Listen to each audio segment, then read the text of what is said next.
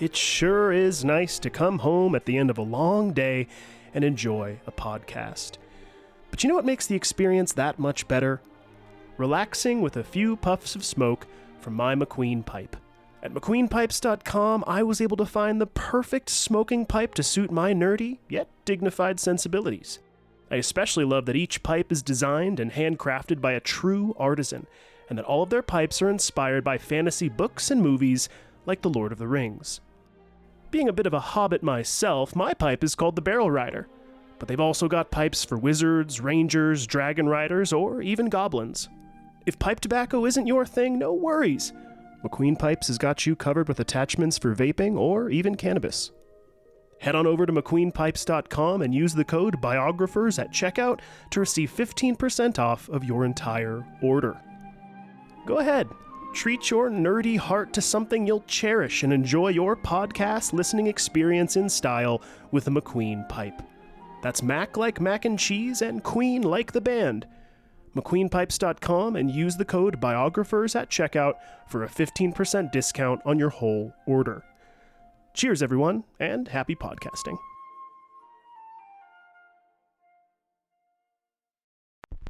I do hope you can see me today from where you are. Ich bin ein Really. If I'm generally anything, I guess I'm generally miserable.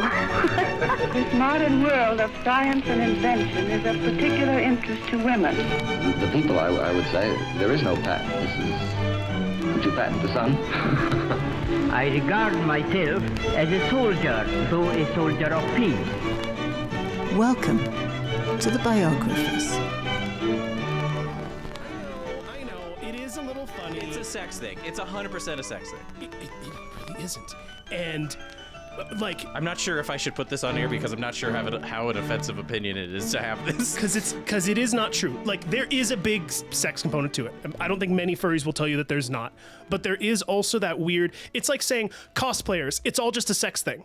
It's like, no, a lot of people are just so into this thing that they kind of want to put on these personas and have the freedom to act as a character that they not normally are. I miss the days where you could just bully someone, you know? Hey, I'm not saying I don't agree with you on that one. But why can't I just make fun of people for the way they look and act, Daniel? But hear this, though. Okay, so like I was asking the managers at where I do trivia, and I was like, oh, wow, so there actually is like a furry night that you guys do? And they said, yeah. And I was like, well, how did this like happen? How did it come about? And they said, well, they had been trying to do it at other places and they got bullied at all these other places. And like people made fun of them and like put them down. And so when they approached us, we said, they're putting all these dogs down. God damn it. Okay. But yes, so they were kind. I get what you're saying, and I sympathize with the plight. And they said, you can use our place, and nobody will bully you, nobody will make fun of you, and I think that's very sweet. That's all I'm saying. Sweet. I'm just saying it's sweet, okay? And again, I don't think the furry community would appreciate you saying they're just like the Wolfman. Or just like Sasquatch. I don't know. Maybe some of them... I'm not gonna... Whatever. Those I don't want to mascot costumes they are a powerful force on the I know this because my wife does art. They are a very powerful force on the internet, so I don't need to make an enemy of them. They literally pay thousands of dollars to have people do portraiture of them in their furry persona or whatever. I feel like, oh my god, they have more money than any other fan community on the planet. Yeah. As far as I have been informed. I saw a picture of all the furries at the bowling alley where I do the trivia. It was, they had to do a panorama photo because there were so many people. And I've heard the costumes are really expensive too. They're thousands of dollars. Like they're so expensive. It's like, boy, we're really getting a rabbit hole here. yeah. I don't know. I'm trying to find a way out of this one, but this is like, we just keep going back down because, you know. I can get us out right now. Downwards dog. Hey, everybody. Welcome to the Biographers. I'm Daniel Newman. With me is Akiva Miola. Hey. And today we're going to be talking about furries. Alexandre Dumas was famed. No, I'm not going to say that.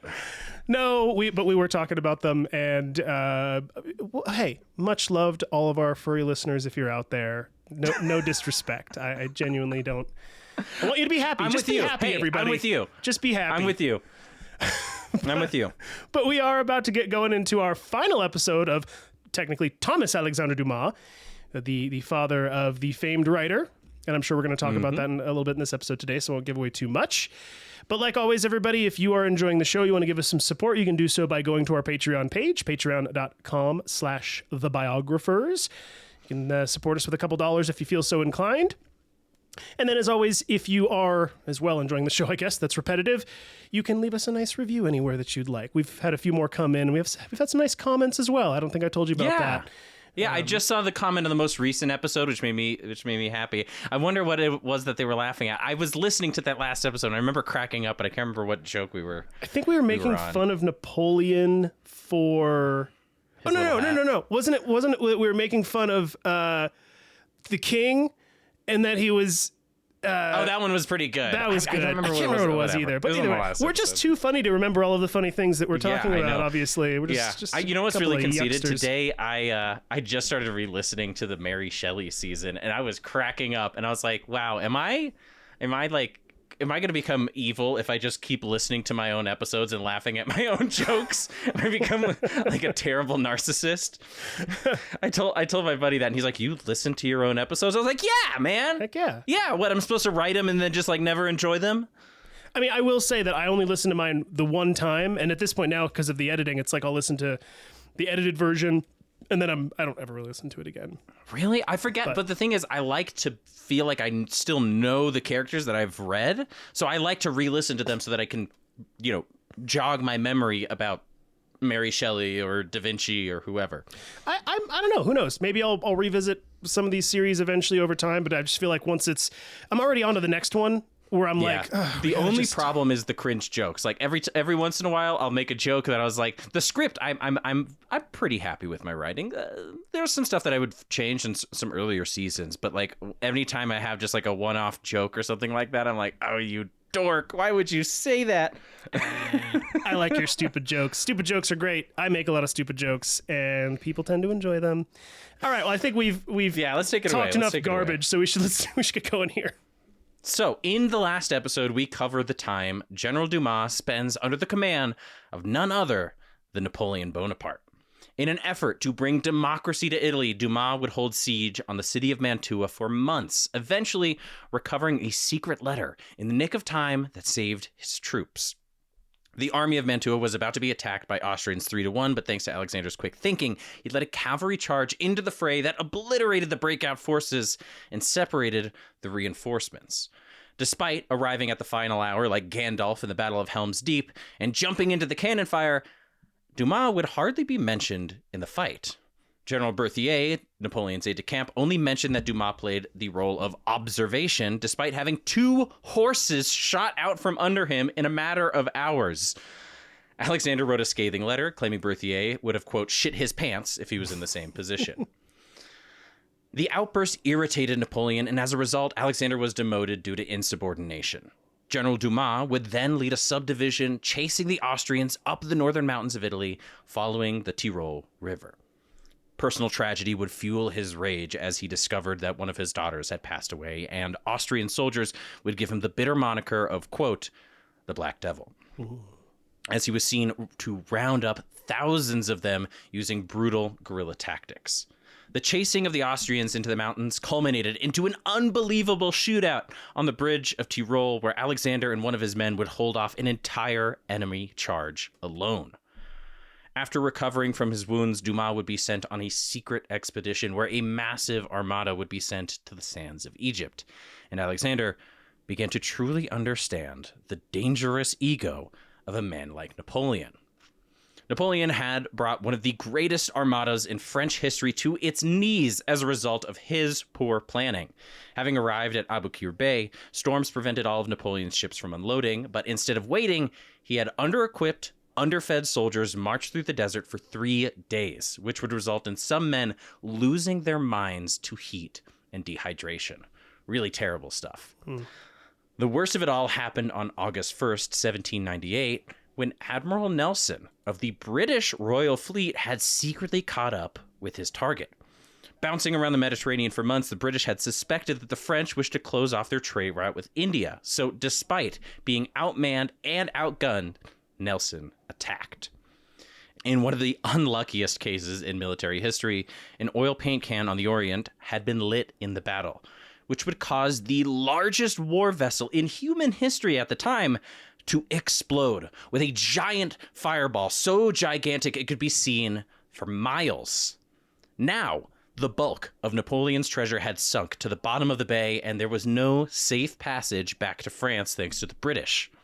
Dumas had asked to leave Egypt, but he would be stuck tying up loose ends thanks to this. So, with no way home, the army of France had a new goal: survive. Their provisions were floating out to sea, and whatever they brought on shore wasn't enough to keep them alive. But their hopes of success would soon fall on the dirty, half-starved geniuses Napoleon had brought along to learn the wonders of Egypt, including that one guy that got chased by a bunch of dogs that I still think is funny. Dirty half-starved geniuses, that's the new band name I called it. The savants would get... Also, the savants is pretty good, too. That is. The savants would get to work engineering wells, securing food, and building shelters for the French. And as a result, they would rapidly develop Cairo and Alexandria in a matter of months.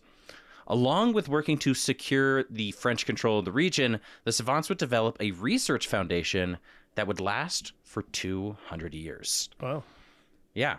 Dubbed the Egypt Institute by Napoleon Bonaparte, its goal was to, quote, progress the propagation of enlightenment in Egypt through military force in an invasion. Basically, Napoleon wished to engineer Egyptian culture to accept French theory in order for him to maintain control. While it was certainly a symbol of colonialism and imperialism, as the years passed, it would become a mecca for historians across the world.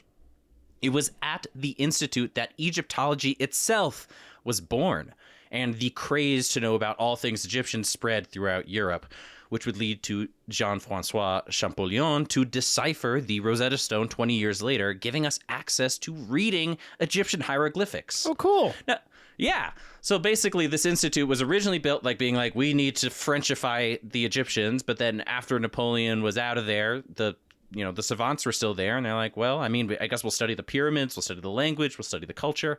Good and bad came of this. There was a time right after this period called Egypt Fever, where there was massive amounts of exploitation of the region.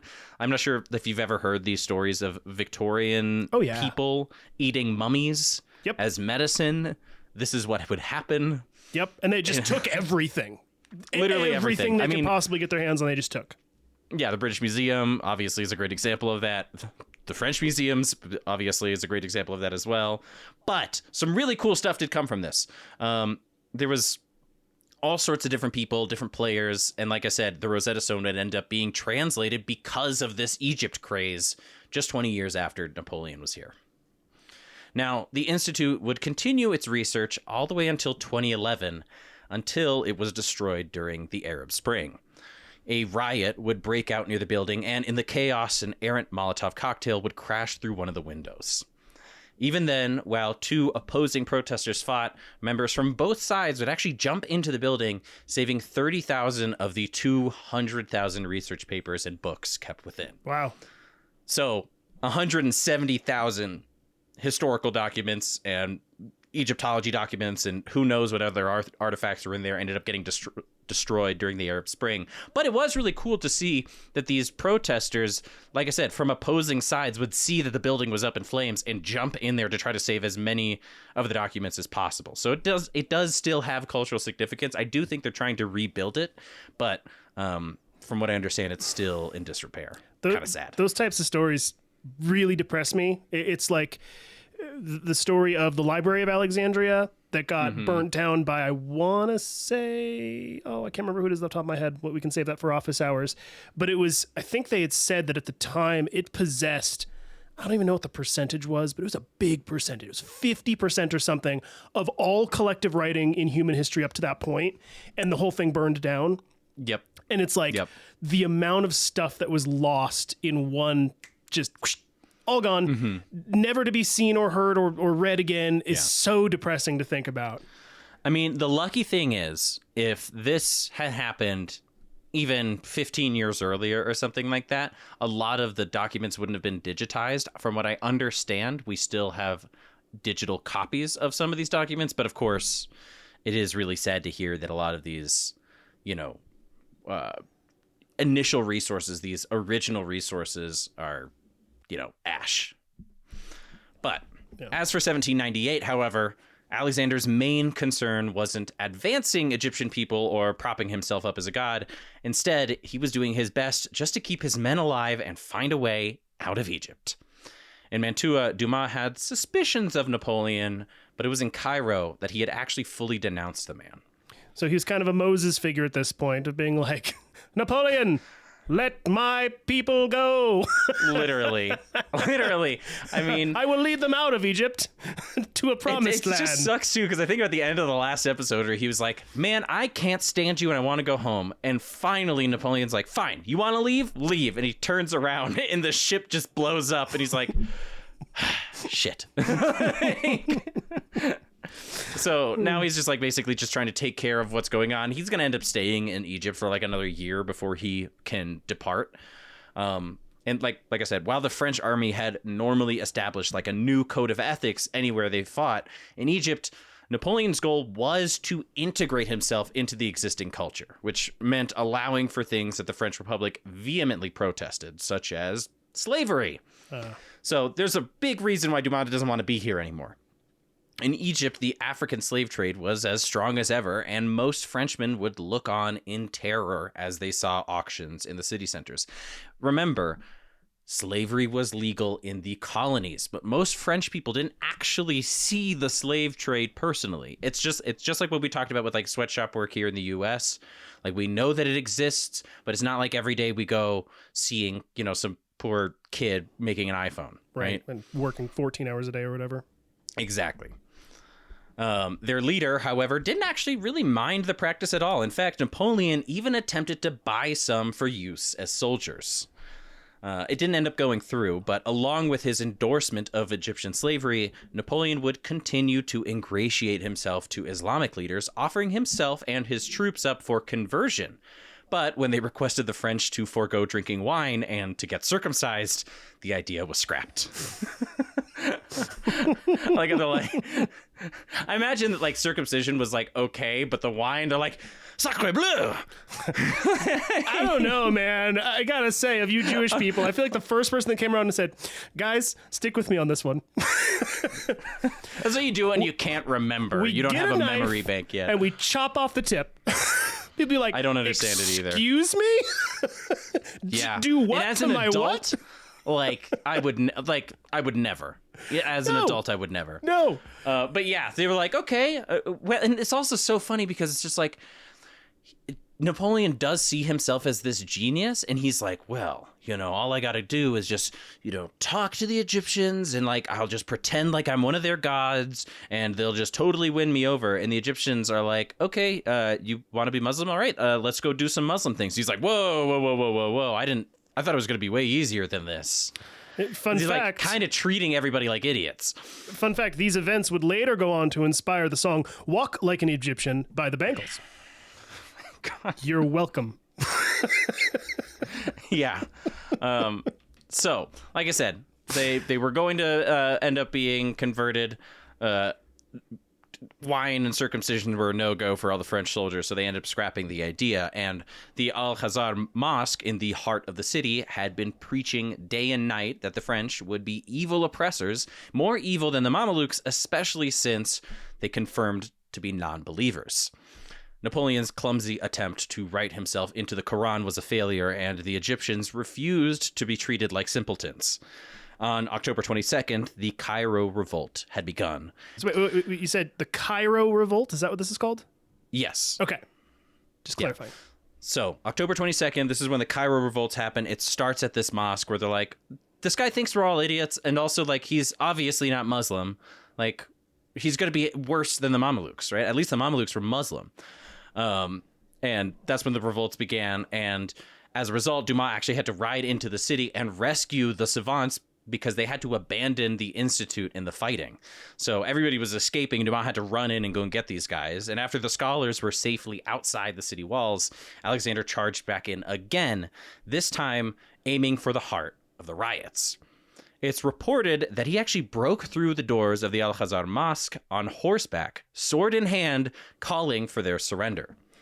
Bloodshed didn't seem to be necessary since the religious crowd saw his imposing form and they scattered, claiming that the angel of death had come to visit them. Cool. Yeah, kind of cool, right? So he's two nicknames now: the Angel of Death and what was it? The Black Demon, Devil. Yeah, Black Devil. Yeah, both pretty. And then pretty also rad. Mr. Humanity too. Monsieur Humanité.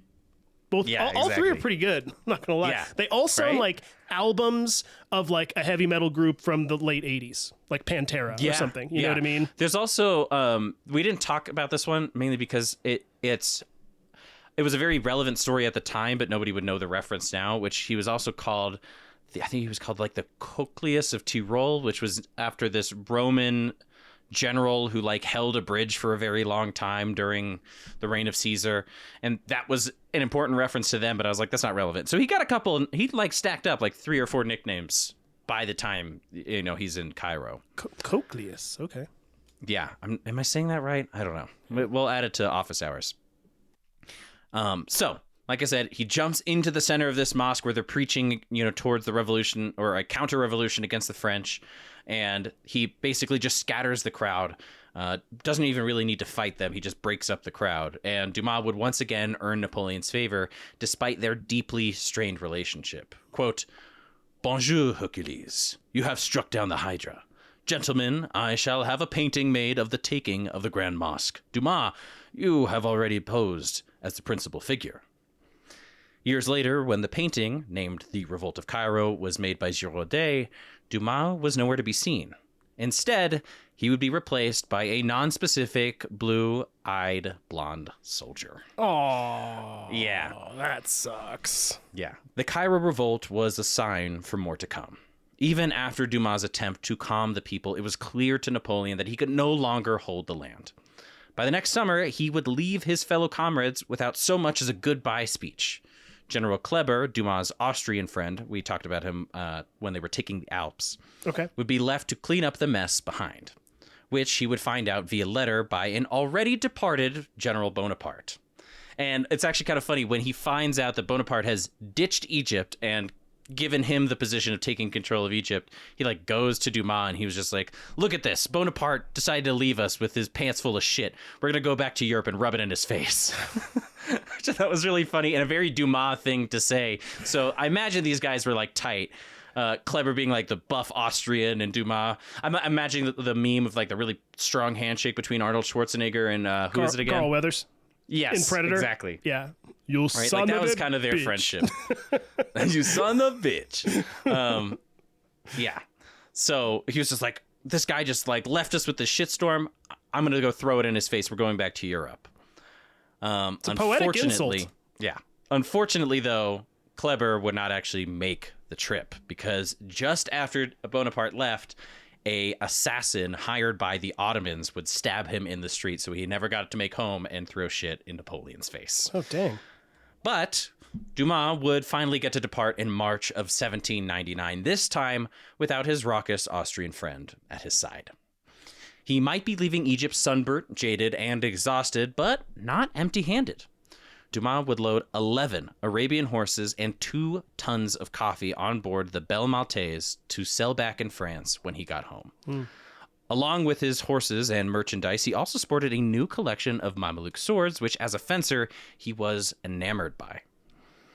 The ship that was commissioned to take him home was called the Belle Maltaise, as I said, and despite its good reputation, Dumas wasn't really convinced.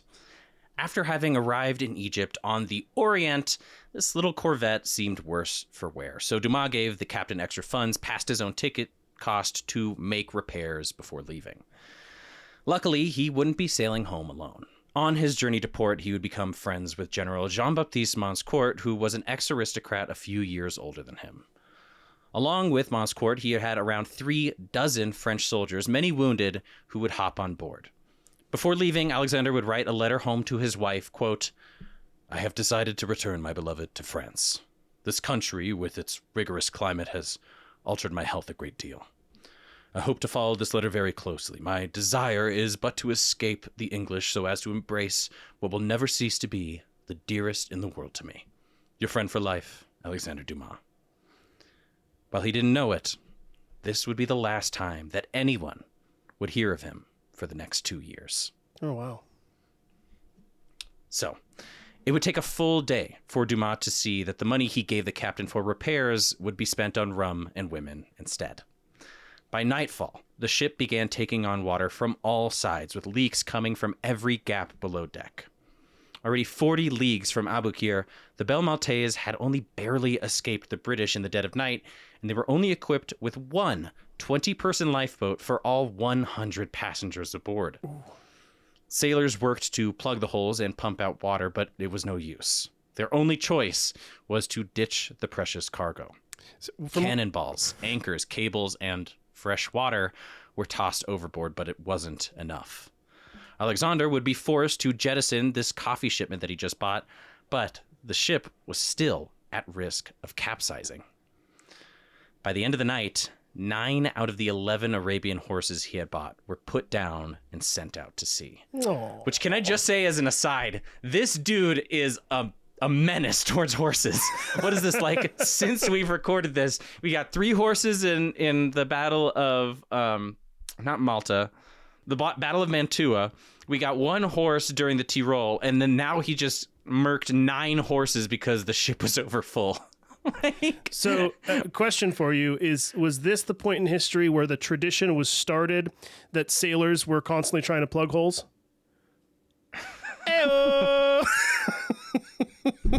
That took me a second because I didn't know what you... Yeah, so maybe you shouldn't have your 13-year-old... Hey, come on. It's a homosexual sailor joke. Oh, my God. Yeah, of course. The most PC of jokes. That's an old joke that, like, I don't think many people are offended by apart from sailors. And even then, I think they're kind of into it. They're like, come on.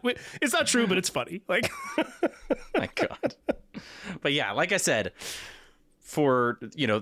he had 2 tons of coffee, literally a dozen Arabian horses, which, if you want to know now, Arabians cost like upwards of $20,000 just for 1 horse. A lot of the times more. Some of the really, really nice breeds can cost like $100,000 for this horse. Oh, easily. And he has to kill and throw 9 of these horses out into the ocean just so that they don't end up, drowning. That's crazy. Right? So for a week, the Belle Maltaise limped its way across the Mediterranean Sea in a state of slow drowning. Precious fresh water and food had been dumped at sea, and the passengers were beginning to starve. At this rate, there was no way they could make it to France. Instead, they would have to dock at the Gulf of Taranto, situated on the arch of the Boot of Italy. Not to be confused with Toronto, Canada, which I didn't realize that there was 2 of them. I didn't either. Controlled by the French-backed southern Italian peninsula. When they arrived, the governor of the city requested they stay in quarantine, which was par for the course, considering a plague had been sweeping through Europe and one of their passengers looked pretty sick. But as soon as the French had stepped onto the longboats sent to escort them to their quarantine, a shock had run through Dumas when he noticed the banners of Taranto were no longer red, white, and blue. Both General Manscourt and Alexander had stumbled into their own cage, and they were now prisoners of war. Oof.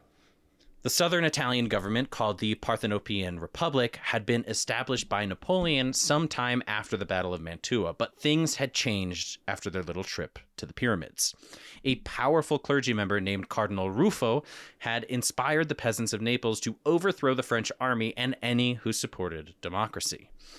The Republic had now become the Kingdom of Naples, with Ferdinand I as king, and none other than Archduchess Maria Carolina, the sister of Marie Antoinette, as his wife. Crazy. With a vengeance against any patriots of France, the hope of escape became non-existent for both General Manscourt and, obviously, General Dumas.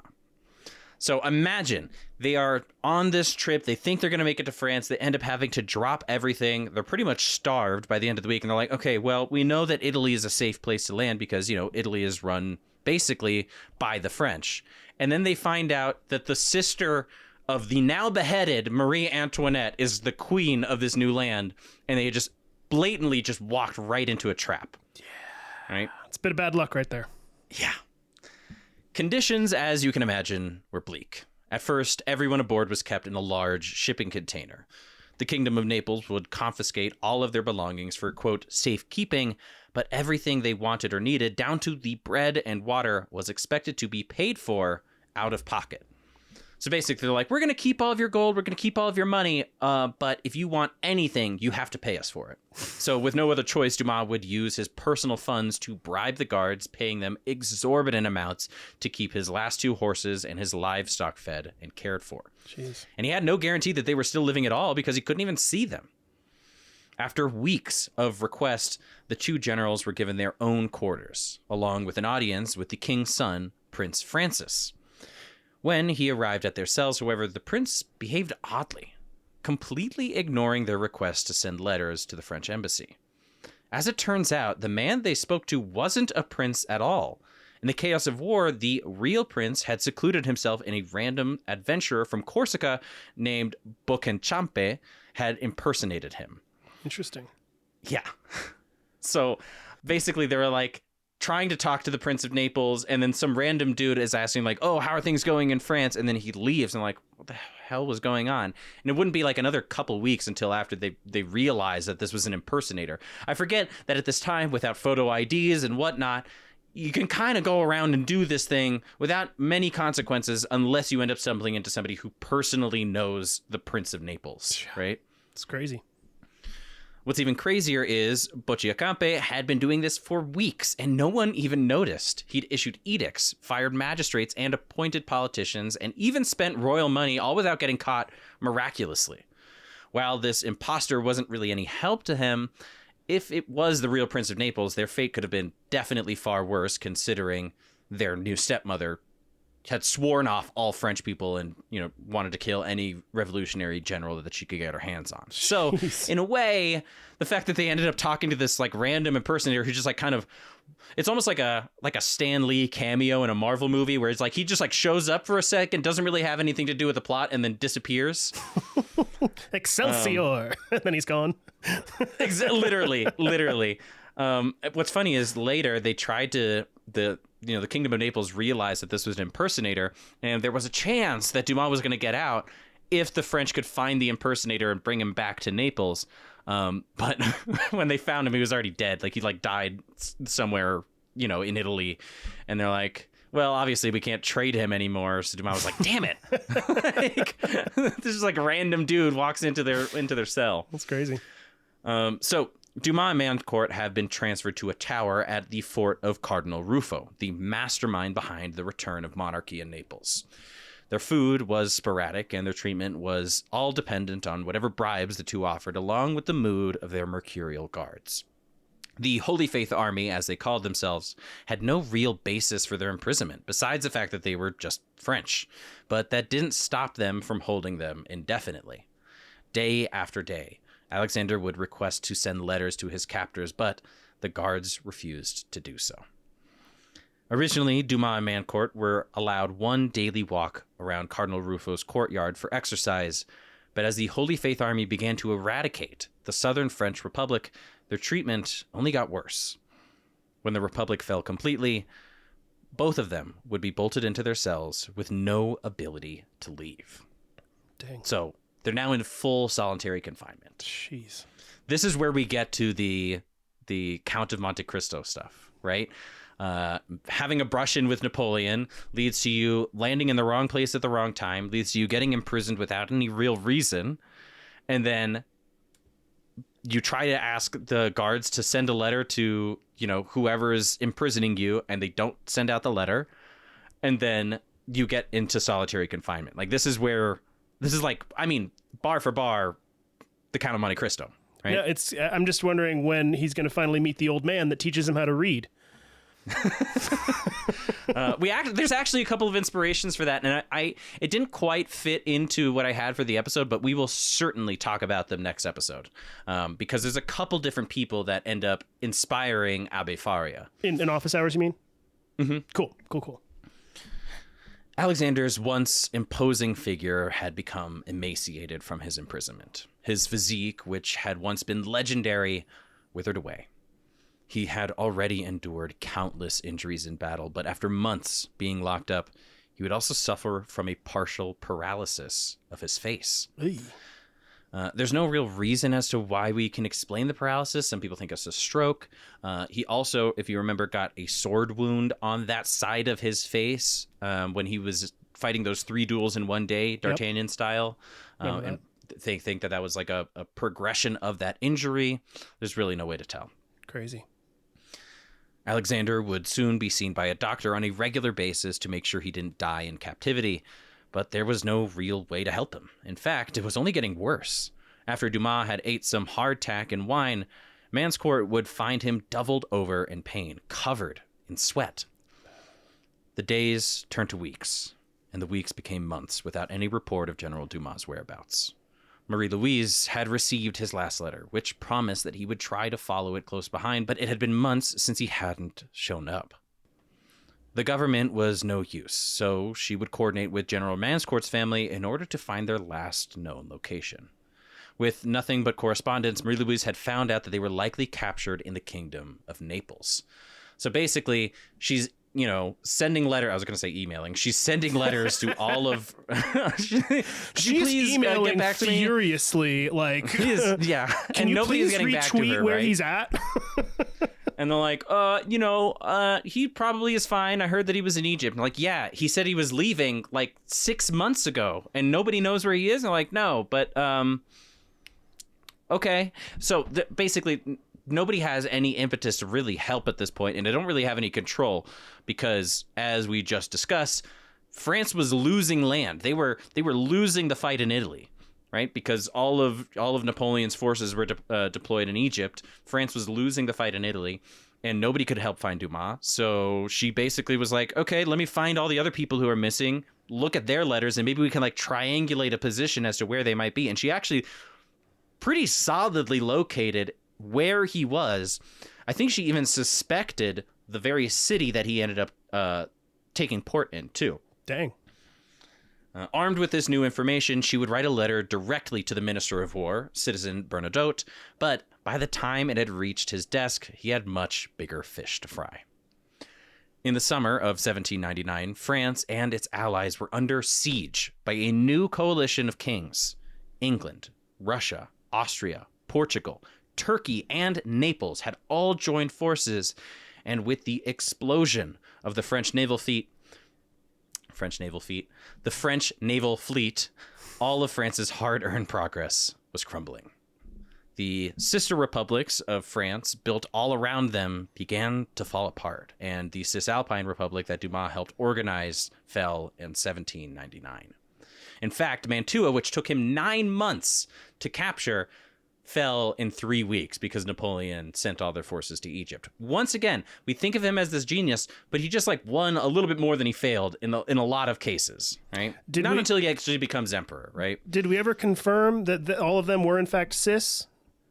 Well, it's really, since now that it's gone, I think that the distinction is far more amorphous. Now they're just Italian, which is pretty close. Hey, that's true.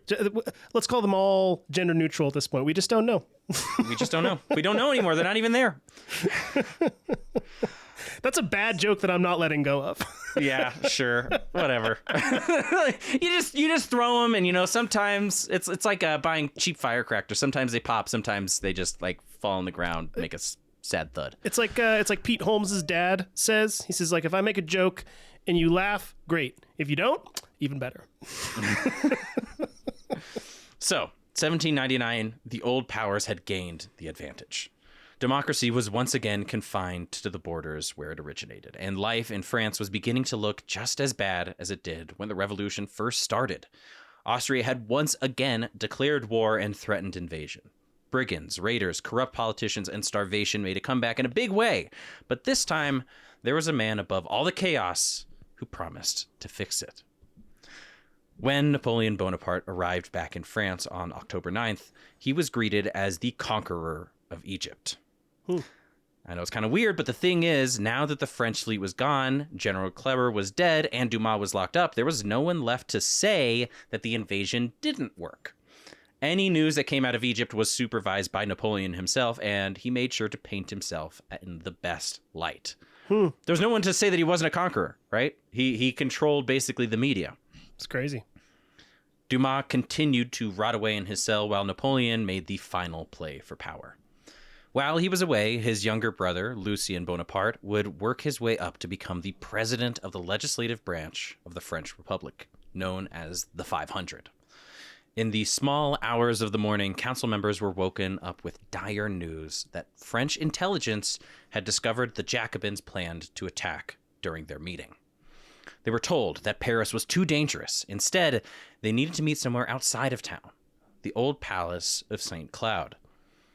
While it wasn't the Jacobins, a plot against democracy turned out to be the very thing that led them there. Once the 500 gathered, Napoleon would surround them with an army of 5,000 cavalry, trapping them inside the orangerie of the St. Cloud mansion. In orangerie, by the way, at the time, orange trees were like super, super valuable. So what they would do is they'd make these giant greenhouses where the orange trees would sit in like silver pots, like separately, and then they would, harvest the oranges because that's like the only way that they could figure out how to get them to grow in the climate. Well, it makes sense because if at that point, especially given that, ship transportation was so huge, you need that vitamin C to fight off scurvy. Honestly. Yeah. So they would need the oranges for them to literally survive. I didn't even think about it. I wonder if, I mean, I know that it was also like a treat for aristocrats, and like this one is at a mansion. I'm not sure. But you're right, though, because did they discover the cause for scurvy yet? Yeah. Well, at least how to cure it. I don't know that they fully figured out that it was indeed the vitamin C, but I'm almost positive that they knew that it was like if we drink citrus, lemon juice and limes. Right, or oranges or whatever, we just eat like one or two of these, we don't get scurvy. We don't. I don't know if they know why yet, but they do know that that's what stops it. And so, I'd be willing to bet that they needed a ton of it just to keep their sailors alive out on the ocean. So I can see it being a valuable thing. That's true. Not that they have any sailors left, thanks to Napoleon. But like I said, the 500 gathered in this greenhouse, basically, and 5,000 Napoleonic soldiers surrounded it. They could see it through the glass from all sides. And despite this immense show of force, unarmed legislators would stand against him, yelling, quote, "Down with the dictator." Shocked at their defiance, Napoleon shouted back, quote, "You are standing on a volcano." As they stood in the orangerie. He's like not used to politicians too. I think that's what one of the books that I was reading was talking about. He's just like, most of the time when he was just, point guns at people, they'd be like, "Oh no, we give up." But like, these are like French legislators who fought against the king like not even 5 years ago. Yeah. So he's like very shocked by their defiance. But as they stood in the orangerie, the council made a call to outlaw Napoleon for treason. The shouts became shoves, and Napoleon was even shaken by the collar in the crowd. Oh, no. Not the collar. They're like, why I oughta, I know.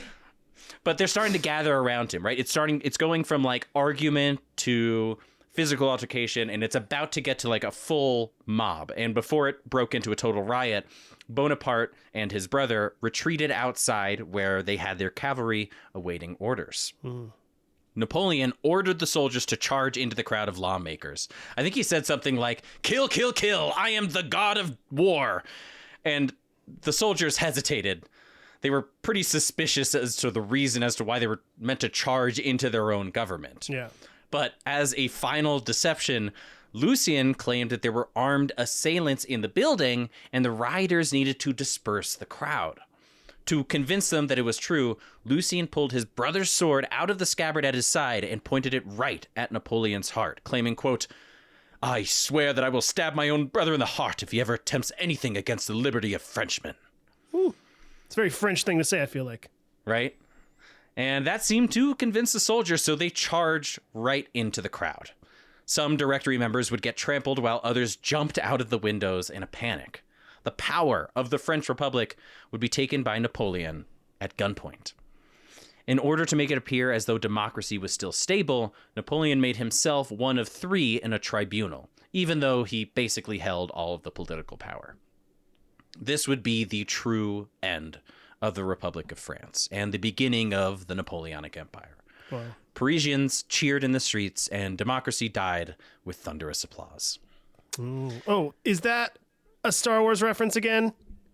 Damn it. I knew it. I was like, I know that one. That's friggin' Queen Amidala being like, so this is how democracy ends. Oh. That's okay. I thought it was great. I feel like that's a very Roman thing. It's good for you. It is bad for Star Wars. It was like, I'm sorry. I don't know. I am a... once again, we're bringing up so many good little side tangents. It's like we're so ready for the series to end and we're ready to just like chat about nothing. But I am 100% a prequel apologist.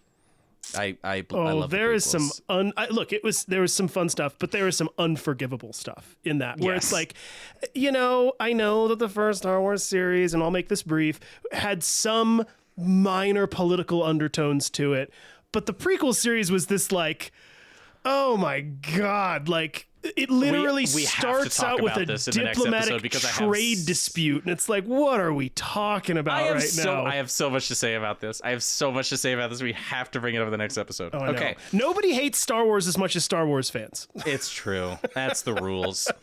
Okay. Like I said, meanwhile, in Italy, it was as if the death of his republic was felt through Alexander's own body. After the suspicious treatment he had received the last time, his intense stomach pains would persist beyond belief. Manscourt would find Dumas sweating, laying in his own vomit, with his mind slipping away as the pain got worse and worse. In a panic, he ordered for a doctor immediately and began treating him the best way he knew how. Trying to keep him cool, Manscourt would slowly feed him a mix of lemon juice and olive oil, while also administering enemas, a treatment that people believed would help with parasitic worms. Hours passed before the doctor arrived, and when he did, he looked shocked to see Dumas at all. The physician sent to care for him was the very same who gave him medicine for the paralysis, and Dumas was convinced the look in his eyes was because he was surprised that Alexander hadn't been killed by poisoning. Oh, wow. Quote, upon seeing me, the doctor became as pale as death. He was the instrument of the crime, if not the author. Jeez. Yeah. So basically, Dumas is like, this guy obviously was trying to poison me, and we just called a doctor, and he came back and he was shocked that his, assassination attempt didn't work. And while it's totally reasonable to assume that the doctor was trying to kill him, there's really no way of telling, to be honest, considering medical science was terrible at the time and more patients died from the remedies than actually being treated. Just kind of sad. They're like, I think my doctor's trying to kill me. And it's like, no, that's just regular medicine. That's just how we do things. We just put mercury in your blood or something. It's like I've been recently really getting into the Gilded Age, the show. I don't know if you've heard of it, which you should watch because it's really good. Like I should. Really good. Tasting History just mentioned it on one of his episodes. It's really, really good. But there's this one point where offhandedly one of the characters mentions that when their son was really young, they got like typhoid fever. And somebody asks like, well, couldn't they be treated? And they sort of offhandedly go, well, there was nothing really they could do. They gave them a few medicines that had mercury. And it was like, yep, they were literally poisoning people when they were sick. Yeah. Without really even understanding that they were poisoning people when they were sick. I mean, I just re-listened to Mary Shelley's first episode, and we were just talking about how the placenta didn't fully eject. So then the doctor just with like dirty, grubby hands just gets up in there and rips out her organs from the inside. Right. And I'm like, this is kind of the same thing that's happening with Dumas. Like, certainly, like if I was capturing a French general and I didn't want it to seem like I was actively killing a prisoner of war, maybe I'd send a doctor in to give him a little bit extra mercury in his pills. But also, doctors sucked at the time, so there's really no way of telling whether or not this guy was trying to kill him. I'll also give one more recommendation for anybody else out there. If you're curious about this type of subject of the evolution of modern medicine, there was a show that was on for 2 seasons called The Nick, K-N-I-C-K. Mm-hmm. It had Clive Owen in it, and it takes place, I want to say, around like 1870 or something like that. But it shows this point in history where they're like, we're just starting to figure out things like surgery and medicine, but we're all still very new to the entire concept of like actual testing to figure this out and like going through this very rigorous process of figuring out what can do things and how we can do surgeries. And it's fictionalized, but there's a lot of really cool, interesting information as to how things like surgery evolved over time. I think about that a lot because, and we'll get into it a little bit, so maybe I'll read this and then we'll talk about it after. But like I said, doctors thought that the reason for his paralysis, deafness, vomiting, and vision loss were due to melancholia, or depression in modern terms. But instead of more sunlight, exercise, conversation, and reading, they continued to try to balance his humors, be it through bloodletting, sweating, forcing him to vomit, blistering his skin with hot wax and candles, or ear injections. So, and this is what I was going to say. I wonder, did any of this shit ever work once? I think coincidentally. Was there ever any evidence? Like we talked about in the first episode, the cure for blindness was crushed up pearls, sugar, and you put it in a straw and blow it into someone's open eye. Like, did that ever work? Like, was there like ever a time where somebody did that and somebody stopped being blind? Was there ever a time where you blistered someone and they didn't die? Like, I wonder about that, right? No, and I think there was probably very few instances where it actually did work. I think it was Did they care? Was it just because it was like within their own medical like thought process of like the humors, like I'm following, Hippocrates or whatnot, Hippocrates and Hippocrates, whatever. But he like I don't understand what. There's no. I think it was the correlation burden of evidence, and that's where their evidence came from, right? In the same way that like old school philosophers, they were scientists because if they could just think their way through it, they could find the answers. So I think a lot of it was like, I think pearls could help because your eyes are pearly.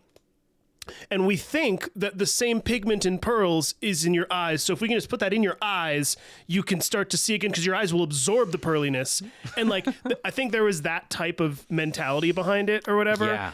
But I also just find it hilarious that in this situation, they were like, we think he has a case of the saddy waddies, so let's torture him.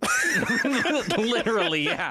Like they're like, if you read Way of Kings, it's kind of the same thing happens where one of the characters eventually becomes like the founder of like mental health medicine, and he like goes to see like injured veterans or whatnot, and they're like, yeah, we don't know why he's acting like this. All we do is keep him in a cage and feed him bread and water, and he's still crazy.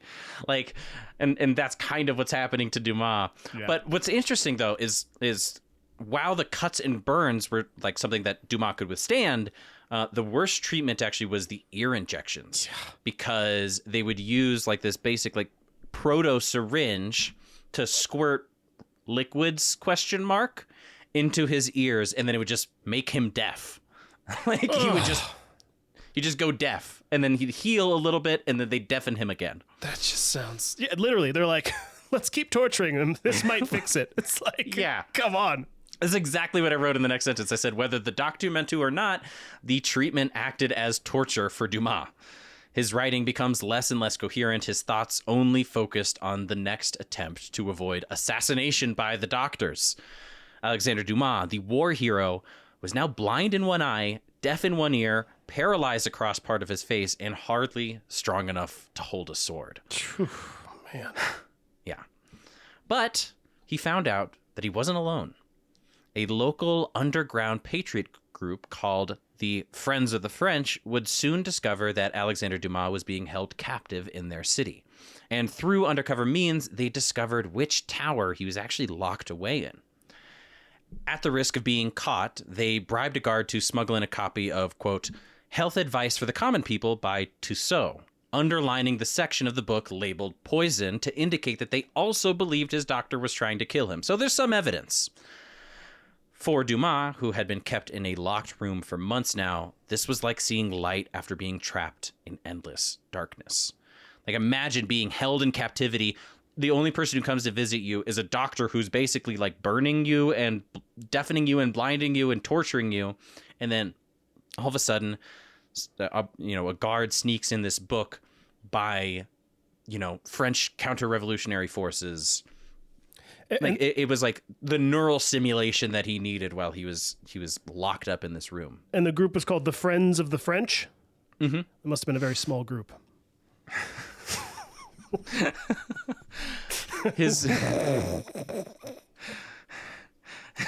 I like how we got through 5 episodes of French Revolutionary history and we're like, fuck the French. No. It's sort of it. I feel like the French are one of those like big brother, little brother situations, and I don't know who is who, but where it's like, it's not actually that we hate the French, but it's easy to make fun of the French, and it's fun, you know? Yeah, of course. Okay. His weakened hands rifled through the pages, knowing that someone from the outside actually knew he existed, which was enough to hope to continue on. After the warning from his new supporters, Dumas began to pretend to swallow his pills, something that likely kept him alive. A while later, the, quote, Friends of the French group would make another daring delivery, this time using a string and a hook to deliver him precious medicine. Cinchona bark, rich in quinine, which is actually used for malaria, and a piece of chocolate from America. Nice. Imagining what Dumas must have felt taking this first bite of this precious gift is probably similar to heaven. I also think, I wonder if he had chocolate when he was living in it. I wonder if there was like some connection that he had where like he was like in his cell withering away. He can only see out of one eye, and he's looking out of this one eye to see this little bit of chocolate. Like imagining that, I don't know. No, did I ever tell you about... It kind of put me in a... It got me misty-eyed when I read it. Did I ever tell you about the greatest thing I've ever tasted in my life? No. Coca-Cola. But it was contextual. It was, I got food poisoning when I was like 16 or 17 years old, and it was 3 straight days of coming out of both ends, right? Yeah. And it was, I couldn't eat anything. It was just completely terrible. And then I remember like on the lunch of the third day or whatever it was, my mom comes in with a tray of soup and a little bit of Coca-Cola. And I remember taking a sip and just going, I have never tasted anything better than this in my entire life. Yeah, man. And to this day, it shines in my mind. I'm not even that big of a fan of Coke, but like, dude, I know how you feel. Context, it's like if you've ever gone like camping or something like that, and like you've gone on this hike, you finally set up your tent, and then like if you made the meal that you're making on the campfire at home, you'd be like, wow, this is kind of sad. I'm like missing stuff. But because you like the first camping trip that Shalane and I ever took, we just sauteed mushrooms and like added a couple of extra seasonings on them, and we just ate mushrooms because we couldn't catch any fish, and we assumed that we were going to catch fish, so we didn't pack meat, which is like a dumb first time camping mistake, of course. But I remember like the taste of the mushrooms and like that sort of thing, and in a much more dark context, I kind of imagine what's happening with Dumas, where he's like, no one has been treating him well I think he's close to a year of captivity now. Jeez. Maybe a year and a half. And he just gets like through his window a piece of chocolate from America, maybe something that he had when he was a boy. Yeah. You know? That's crazy. It's wild. A few months later, Alexander and General Manscourt would be mysteriously taken in the night and sent to a new prison in Brindisi, situated on the high heel of Italy. The two must have been terrified, but when they arrived, they discovered that they were being treated better now than ever before. The new warden of Brindisi would write to General Dumas regularly, asking if he needed provisions or clothing. Hell, they even began to back pay him for his food payments at Cardinal Ruffo's fort. Nice. Alex suspected a trap, but in reality, the Kingdom of Naples decided to be a bit kinder to their prisoners, since France was approaching with the fury of its new empire. Oh, wow. Yeah. So this new, like, it's actually really funny. There's sort of this back and forth correspondence between the new warden of him being like, do you want any new clothes? Do you want any this? Do you want any that? And he's like, I want to get out of here, man. Like, I know what you're trying to do to me. You're trying to make me be my friend so I can give away personal secrets, but I'll never abandon my country. And the guy's like, no, it's really not that, actually. Do you want a new cooking pot? Would you like some books or candles or anything? Please just say that we're nice. It's because the French are like about to go kick their ass. It makes me think of like the Wizard of Oz, where the first time they all meet the wizard and they're all scared of him, and then the next time they meet him and they're like, well, hang on, what? No, this is not what you promised. You're supposed to do this or whatever. And then the dog pulls the curtain back and he goes, pay no attention to the man behind the curtain. Literally. It's like, I feel like that's how the Italians are with Alexander Dumas. They're like, no, pay no attention. He's good. As the French What's approach. going on out there? Nothing. We're fine. So while Dumas sat in prison, nibbling on the precious chocolate he'd received, Napoleon Bonaparte had gotten busy reconquering the land he had abandoned when he left for Egypt. Napoleon swept across the Alps, where Alexander made his first stand at Mont Cenis, and then across northern Italy, retaking Mantua, pushing further and further south until the Kingdom of Naples was once again isolated. Well, by March of 1801, after over 670 days of torture and imprisonment, Alexander and Manscourt would be freed. I did not think it was going to end like that. I thought he was going to die in that prison. I was waiting for it. I thought so too. I really thought so for a very long time. I'm very glad that he doesn't, right? But it was my impression that he was going to die in prison. Totally. But then again, how would we have gotten the story of the Count of Monte Cristo if none of those letters ever got taken home? I figured somebody wrote down something and it made its way back, or I don't know. Yeah. Just saying. No, but he ended up getting freed. On his journey home, he would receive a letter from his wife, and in it, Alex, through only one eye now, saw his daughter's handwriting for the first time. She was now 8 years old. Oh. Kissing it, he would sail to France, only to find that his beloved nation wasn't what it used to be. While I'm certain Alexander had his suspicions, Napoleon continued to pretend that the government was as democratic as it has ever been. Along with this phony tribunal thing, 4 new legislative bodies would be created, all of which were incapable of accomplishing anything by themselves. Napoleon had put himself exactly where he needed to be. But now it was time to pay what he owed to his supporters, the people who helped him get there.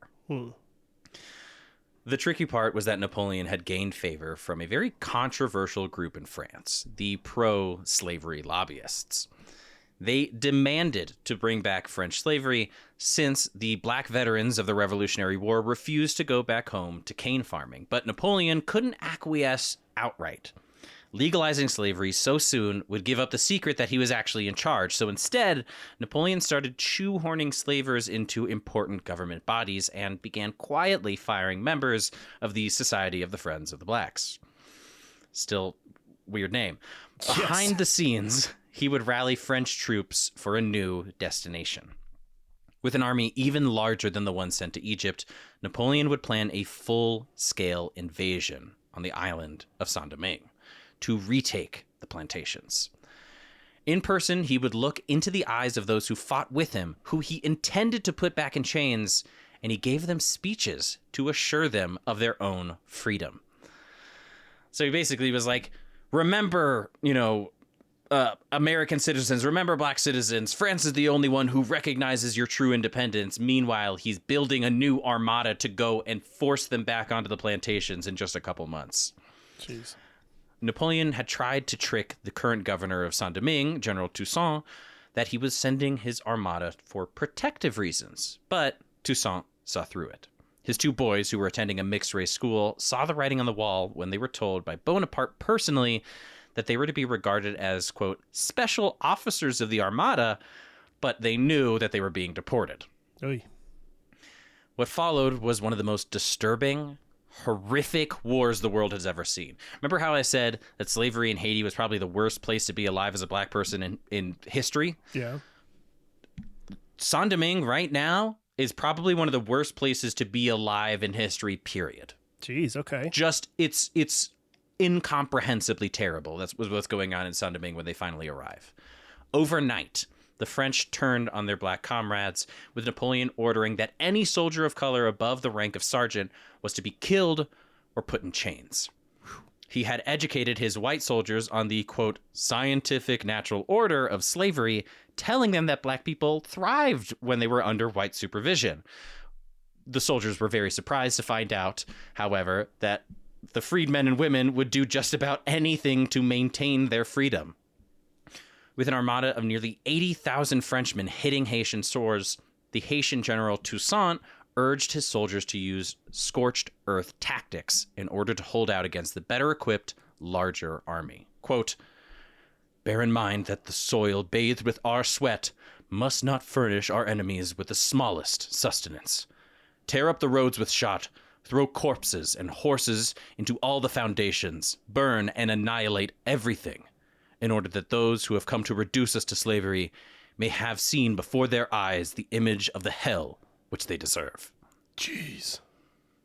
So when these French soldiers would show up, and we won't get too graphic, if you want to learn about it, Hardcore History, great podcast. They talk about the Haitian Revolution, and it is brutal. But basically, these, doe-eyed soldiers think that they are just, bringing these people back in, and it's, it's scientifically accurate that these people want to be enslaved, or yada, yada, yada. And when they get there, these people are just doing everything they can to maintain their land. The French soldiers would walk in and see corpses on the streets, like not even buried, rotting, in order to like psychologically terrify the French into giving up on re-enslavement and yada, yada, yada. It is just brutal. Jeez, right? man. Reminds me of like the Vietnam War in a similar way, where it was like, really similar. The less, if you want to call it that, less trained like Vietnamese didn't necessarily go scorched earth, but their tactics were brutal because they knew they weren't any match for like a direct conflict with the American military. I mean, look, this is a big conversation, but like they knew that if they could go to those guerrilla tactics, right? Yeah, and they also knew that the American soldiers weren't all volunteers. A lot of them got conscripted. So some of them didn't even want to be there. So they thought, if we can just terrify them into not fighting, maybe we have a shot at this. And that's kind of what the Haitians did too. The Haitians were severely outgunned. They had a bigger population, but they didn't have a bigger population of soldiers. These people were farmers, right? Just recently freed farmers, all of which who have experienced malnourishment from slavery, all of which have experienced torture. Like they are doing, and I think in part that gave them somewhat of an advantage because they were like, oh, you want to see how bad things can get? I'll show you. And these French people were just not prepared for it, right? Yeah. By 1803, 40,000 Napoleonic soldiers were killed in their attempt to reinstate slavery, and over 200,000 Haitians died in the defense. Jeez. But they still managed to hold out. By 1804, Haiti, through blood and fire, had instated their freedom. Wow. But as Dumas recovered in Villas-Cotterêts in 1802, a couple of years before, he would receive discrimination in the motherland as well. Just 2 weeks after re-legalizing slavery in the colonies, Napoleon, once his brother-in-arms, made a decree to ban black service members from living in Paris whatsoever. The law seemed to target Dumas specifically. Jeez. Right? That's kind of like, that's a law that you make with somebody in mind. Yeah, dude, that's crazy. I didn't know this. Mm-hmm. Perhaps when remembering how the Egyptians saw Alexander as the true leader, Napoleon chose to make sure that the two could never be in the same room again. Napoleon had also chosen to outlaw intermarriage. Less than a year after escaping prison, Dumas would have to request dispensation just to live in his home and be with his wife. Wow. Because Villas-Cotterêts is not in Paris, but it's within the border of that law. So he basically had to receive special dispensation just so he could stay on his farmland and continue to be married. Not all the news was bad, however. On July 24th of that same year, Marie-Louise would give birth to her final child, a boy that came out to be 10 pounds at birth, thanks to his father's remarkable genetics. Looking into his son's eyes, General Dumas was reminded of a bitter memory. At a time that seemed to be eons ago while celebrating victory in Italy, he had declared that his little boy would have Josephine and Napoleon Bonaparte as godparents. Now, he would be arrested for looking that man in the eye without permission. Wow. Just like he did with his father's last name, Dumas chose to give his son a new legacy, starting with himself as the patriarch. The little boy would be named Alexander Dumas. The legendary. Exactly. Big Alex and Little Alexander became an inseparable duo. General Dumas would carry him everywhere and write to his friends about his every little accomplishment. The two would rent out an old castle as a family vacation, and Dumas would still tell his little boy about his childhood, while pretending that there were crocodiles in the moat. Little Alexander, even as a toddler, had a really strong impression of his father. He saw him as an Atlas, holding the world on his massive, scarred shoulders. Even in his state of disrepair, General Dumas was a sight to see, and the author could still remember a time when his strength was on display. One of their servants had fallen into a riverbank and was drowning, and without thinking, General Dumas took off his clothes and dove after him. The author recounts the very early memory, quote, "It was my father's naked form I saw, dripping with water. He smiled an unearthly smile, as a man who had accomplished a godlike act, the saving of another man's life."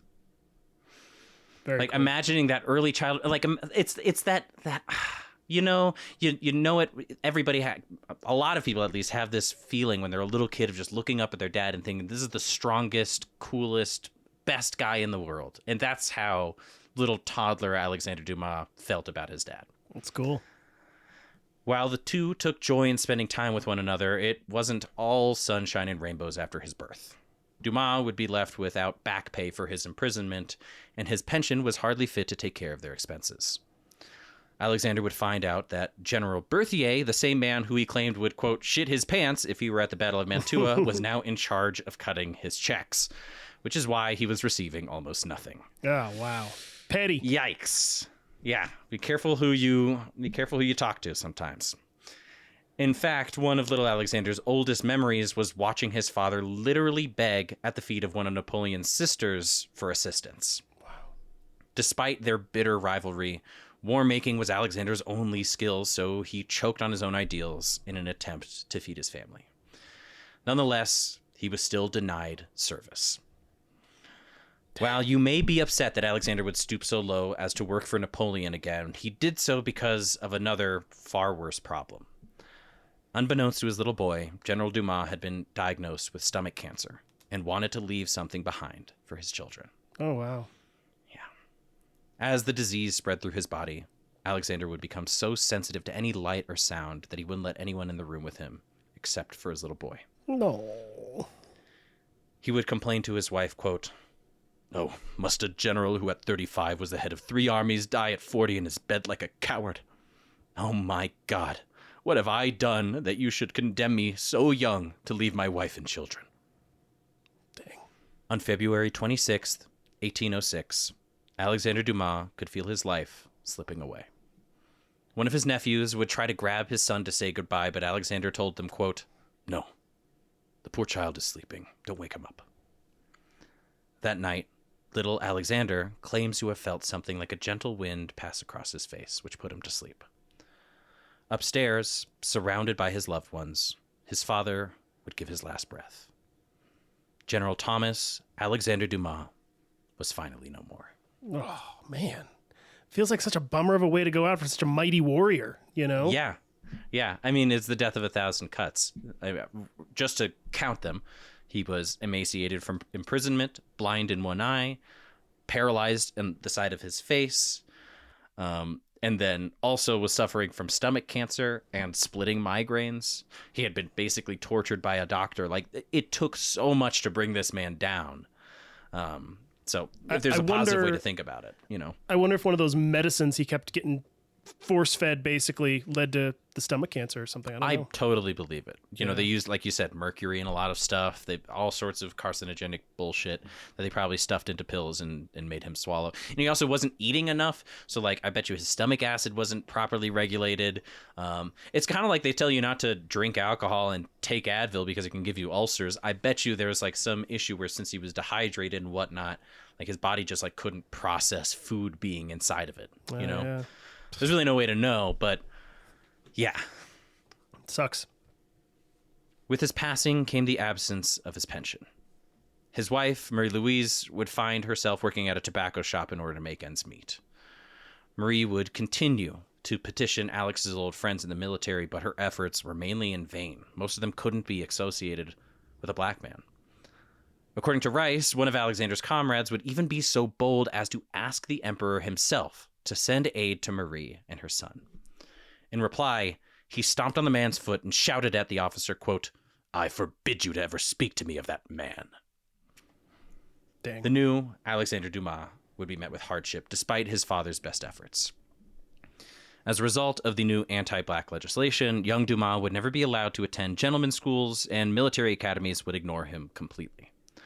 However, while his father wasn't able to, Marie-Louise would still live to see her son lift himself out of poverty to become a famous writer. Cool. As a quick microbio, after a failed attempt to become a lawyer, young Alexander would take up acting with Romantic era writers.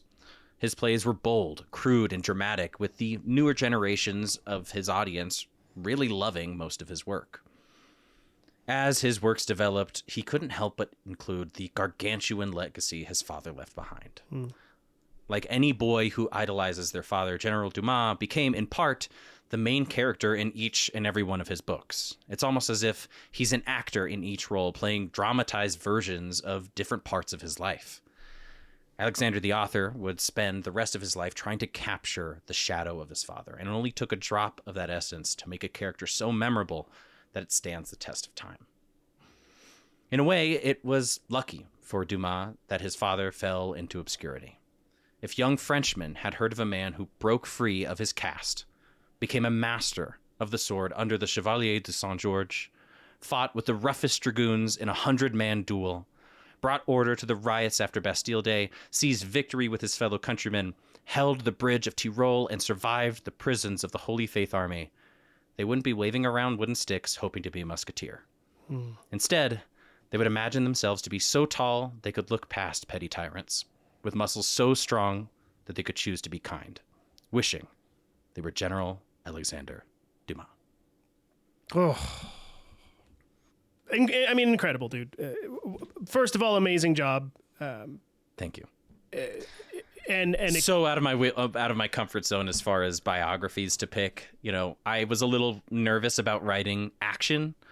You know, I feel like I'm really good at explaining concepts, but like telling a story that's so action packed as General Dumas was certainly a challenge for me. But wow, was it rewarding. I'm going to be honest, like when I first started this, I came into it completely blind. I didn't know anything about the man. I didn't really know anything about war history or the Napoleonic era at all. I found some really great resources for it, but it's also, man, he needs to be in so much more media about the French Revolution because he makes a perfect foil to Napoleon himself. Napoleon is willing to contort and bend himself to get what he wants. For him, the end goal is the most important thing. He doesn't care if he has to write himself into religious texts of Egypt or, plant himself as a leader in Italy and call the Italians, I think he called them like degenerates at some point, right? Whereas Dumas is so fervently held onto his beliefs. He believes in democracy. He believes in republic. He believes in the idea of the citizen soldier, the idea of being a brother in the republic. It's just, he's so principled. Like he this is why his son ends up putting him in these books, is because he played his life like a character. Yeah. It's almost hard to believe. I don't know. No, and it's amazing that this is even the first time that I had ever heard about him, right? I mean, I think everybody has heard of the author, Alexandre Dumas, but probably not about his father, which is why, and I'm sure maybe some people were upset about this, but why we were very intentional about when we labeled the episodes, we didn't put Thomas Alexandre Dumas. We're like, nah, we're putting Alexandre Dumas because this is actually, technically speaking, if we were going to do one in his son, we would put Junior. Because that's really what it was. Yeah. And in so many ways, his father was, more significant. He was the patriarch of the Dumas family. Like, after Alexandre Dumas' son would also be named Alexandre Dumas, and he named him after his father. Right? Like, that was the legacy. Yeah. Well, awesome job, dude. Thank you so much. I absolutely loved it, and I know everybody else out there who listened loved it as well. I mean, how could you not? It felt like it was... this is going to sound really funny to say, but there was that old movie, not that old, with Mel Gibson called The Patriot, which is totally made up. There's like almost not a shred of truth to it. But as we went through it, it kind of reminded me of that same type of a story where it was just this like legendary fighter who is fighting for his country. And there's all these weird little isms about it of like, you almost can't believe he was a part of the things that he was a part of. Yeah. And throughout this whole story, that's what I kept thinking of, right? And it's amazing too, because it feels like the more that we do these series, the more that we find these funny recurring themes of like absent fathers who then these sons, in spite of it all, or daughters or whoever it might be, make these amazing things out of themselves. And I don't know, it's amazing to see. And again, it felt like it was a story that was larger than life, which is just a blast. You know, and it is a shame that people like Alexandre Dumas get pushed out of the sort of traditional history books. And, you know, we'll learn about people like Napoleon, but not necessarily about Alexandre Dumas. And that's sad to me. Yeah, because I think that if we push narratives about people like Dumas, people would also have a little bit more faith in their own personal history. Like if I was a Frenchman, and if I heard more stories like that about my own personal history, if I heard more stories, if I was French and I heard that story about France, I would be a little bit more proud to be French. Yeah. Do you know what I'm saying? Absolutely. Totally do. Well, I hope maybe there's some French people out there that end up listening, and maybe we'll be pleasantly surprised that they go, hey, we actually do know about him, and he's great, and this was cool. I'd be curious. So if any French person out there hears this story and actually did know about him, I mean, tell us what your kind of experience learning about that in history was. I'd be curious to know. Mm-hmm. But yeah, great job, man. Thank you. And we're at the end of this series, which means we get to announce. It's time for you to make your announcement. Let's do it. Announcing our next series. So I will forewarn everybody and say that this next series is going to be a marathon. I'm guessing. Deservedly so. I agree. And I think it'll probably be somewhere around 8 parts, maybe even into 9 parts, which I do know that's a lot of information. But also we did it with Mabel Dodge Lewin, and that was one of the best series of this, I think, the biographers. Oh, well, thank you. I mean, I think Mabel's one of my favorite just characters. She was just a crazy one. So this next series, though, we're actually funnily enough, we're kind of going into a middle zone period between this series we discovered with Alexandre Dumas and Mabel Dodge Lewin. So the person we're covering, we're going back to America. Getting a good old-fashioned American, and somebody who, the more that I read about, the more that I learn about, is the truest godfather, great godfather, whatever you want to call it, of both American literature and American comedy. I think a lot of people who understand American literature and the history of American literature would probably agree, and even when it comes to comedy as well. And even further than just writing, when we're talking about actual stand-up comedy, which I was really surprised to discover, this guy is basically the founding father of stand-up comedy as we understand it to be today, and that is, of course, Mark Twain.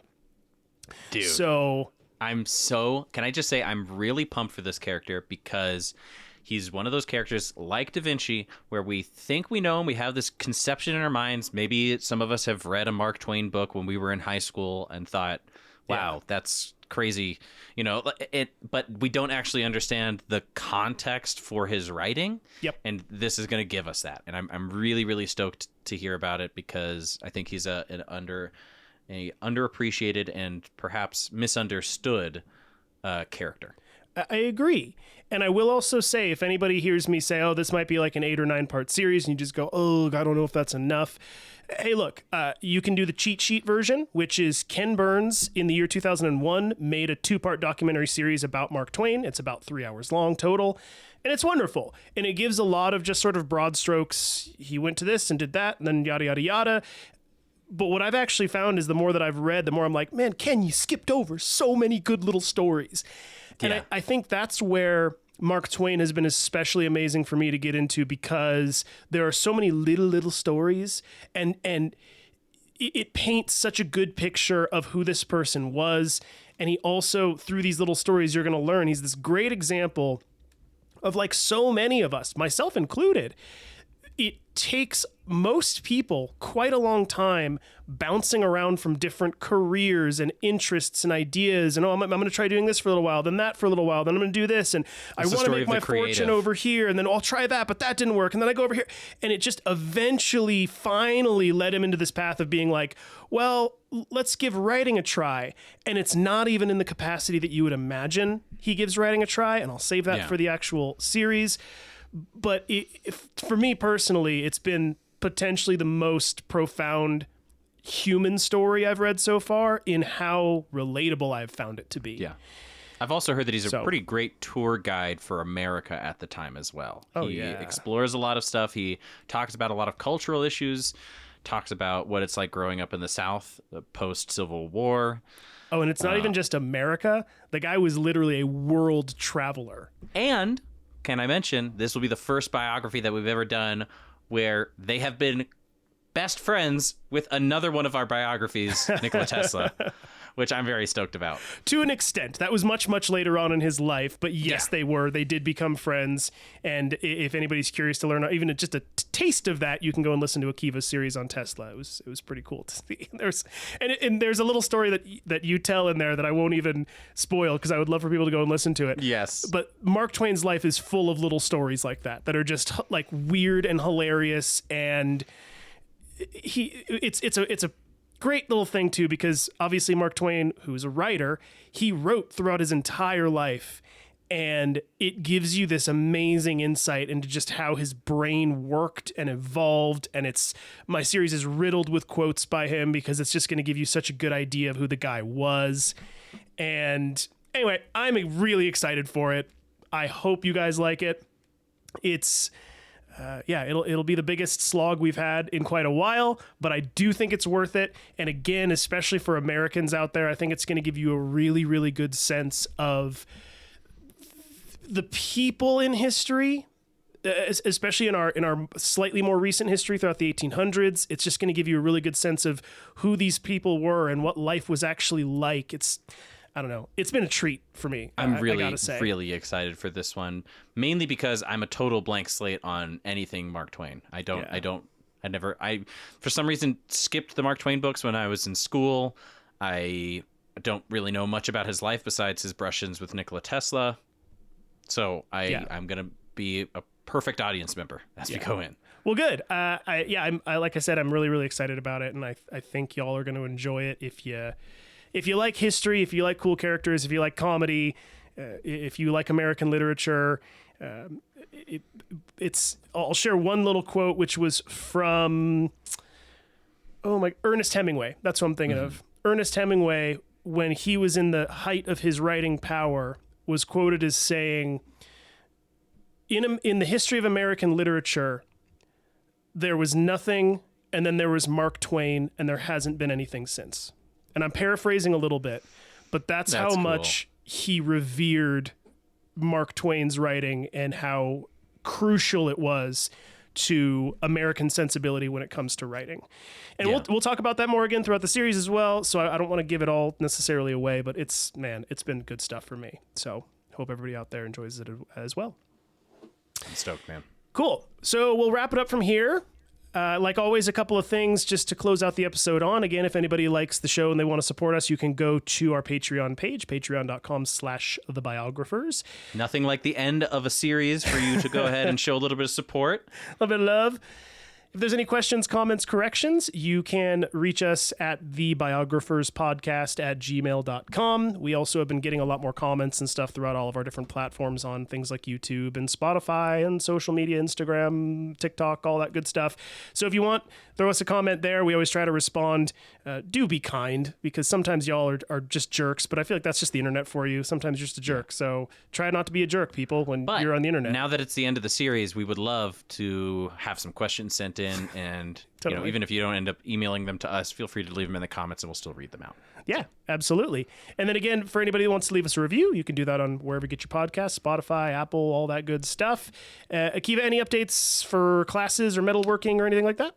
I do have one. So at the end of this month, which you should be you still have 2 weeks. So at the end of this month at Hardy and Fuller, for the first time since I have become a teacher there, we're doing a discount code on one of my classes.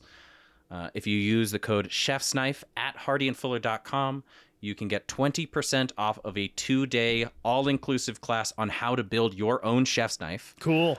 So not only will you end up with a finished product that you can use in your kitchen at home, we're going to talk geometry. You're going to forge your own blades. You're going to learn how to sculpt handles efficiently and quickly using really, basic tools and materials. It's going to be a blast. So once again, hardyandfuller.com. Use the code chefsknife for 20% off. And I really appreciate it. I know I'm kind of throwing discount codes all over the place from all the different places that I work, but I really appreciate all of the support. I've already had listeners, come in and either order stuff, and I'd really love to have some listeners come in and take a class. Yeah, and that is specifically for folks in the Denver metro area, Yes. or really the surrounding area. If you feel like commuting from down in Pueblo or whatever, you absolutely can. But just a heads up, that is specific to the Denver area. Yes. All right, well, we'll wrap it up there, though. Again, thanks everybody so much for listening. We'll be back in 2 weeks for an episode of Office Hours. Then 2 weeks after that, we're going to get going on to Mark Twain, which I do hope you all enjoy. But until then, do remember, like always, ignorance is not stupidity. It is the absence of knowledge. And I do hope you all learned something today, like I did. See ya.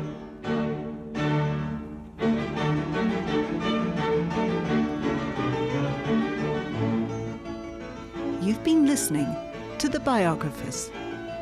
For more information, please visit thebiographerspodcast.com.